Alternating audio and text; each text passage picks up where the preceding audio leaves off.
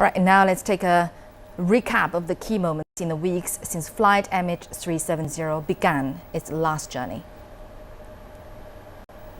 On March 8th, Malaysia Airlines flight MH370 took off from Kuala Lumpur at 40 minutes past midnight local time. It was scheduled to arrive in Beijing at 6:30 a.m. A Malaysian military satellite later picked up the plane turning westwards at 2:14 in the morning. On March 15th, the Malaysian government confirmed the plane's ACAR system was deliberately turned off and that the route could have been changed manually. On the same day, Malaysia announced that new data showed two possible corridors the plane could have travelled in, one heading north, the other south, spanning from Kazakhstan to the southern Indian Ocean. On March 20th, Australia said possible debris had been sighted in the southern Indian Ocean. The next day, French satellites picked up additional objects, making the case for the southern corridor more and more likely. On March 24th, China spotted two objects in the southern Indian Ocean. The same day, Malaysian Prime Minister Najib Razak said the flight most likely crashed in the southern Indian Ocean, far from any possible landing sites. On April 5th, China's patrol ship, the Haixun 1, picked up pulses with a frequency of 37.5 kHz in the southern Indian Ocean. The signal possibly came from the black box of the missing plane.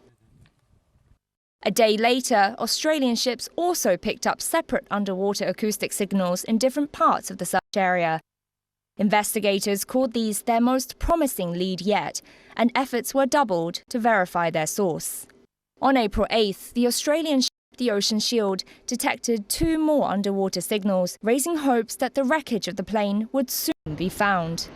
And on April 10th, an Australian aircraft detected a possible signal in the vicinity of the Ocean Shield. The search then focused on a 57,000 square kilometres area of the southern Indian Ocean.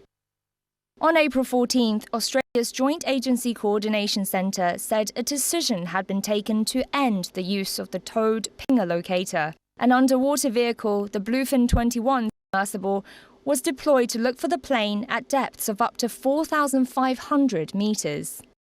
On April 25th, the JACC said the Bluefin had completed more than 95% of its mission scanning the ocean floor, but found no traces of the missing plane.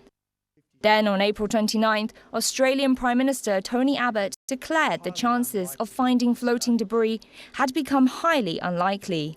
The new phase shifted to underwater search, using equipment capable of scouring the ocean floor with sophisticated sensors.